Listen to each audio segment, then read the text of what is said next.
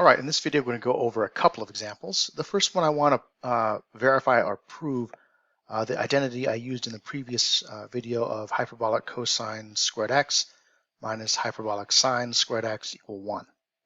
So here's the expression. I haven't set it equal to 1 because I'm trying to verify that.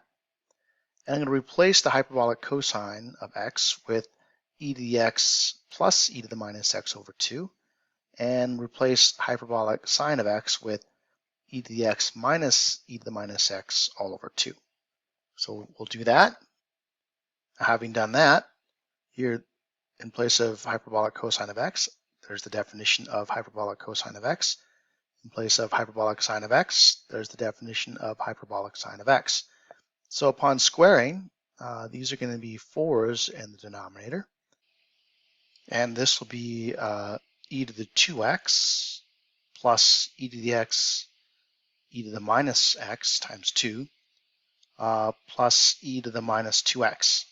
And over here, this numerator will be e to the 2x minus 2 e to the x e to the minus x plus e to the minus 2x. So let's go ahead and write those out, and then we'll collect like terms. All right, upon squaring each of these, in the first, I'm going to e to the 2x plus twice e to the x, e to the minus x. There it is. Realize that e to the x times e to the minus x, that's 1. This is e to the x minus x in the exponent, which is e to the 0. E to the 0 is 1.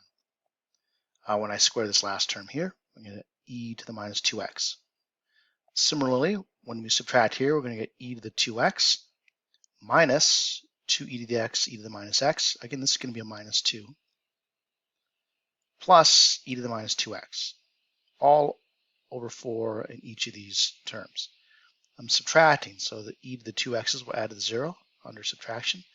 The e to the minus 2x's will add to 0 under subtraction. And this will be a negative, negative. So this is going to be 2 plus 2, which will be 4. 4 over 4 will be 1. So this will simplify at the end of the day to 1. And there we verified that the hyperbolic cosine squared minus the hyperbolic sine squared of x is indeed 1. Let's look at the example number 2. All right, the next example, this is actually problem 380.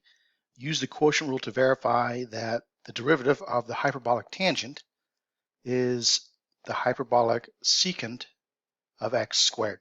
So the couple things I'm going to do, I'm going to write out what the quotient rule is, and I'm going to write the hyperbolic tangent in terms of more basic functions.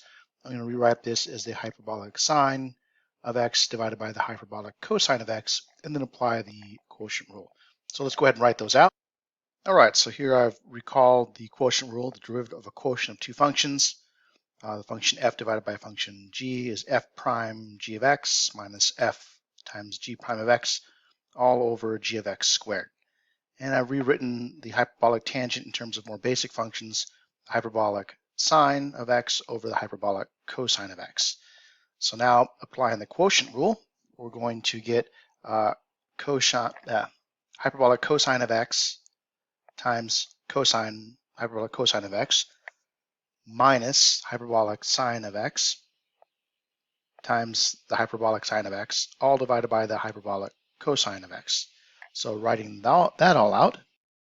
All right, so the derivative of hyperbolic sine x over hyperbolic cosine of x, differentiating the numerator, I get hyperbolic cosine times the denominator, hyperbolic cosine.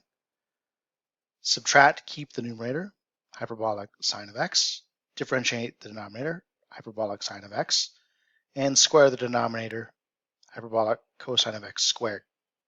So this will be hyperbolic cosine squared of x minus hyperbolic sine squared of x. But from previous identity, this is 1. So replacing this with 1, I'm going to have 1 divided by hyperbolic cosine of x squared. But the definition of 1 over hyperbolic cosine is the hyperbolic secant. So we're going to have hyperbolic secant x quantity squared. And that completes example 1 and 2. Let's move on to another example.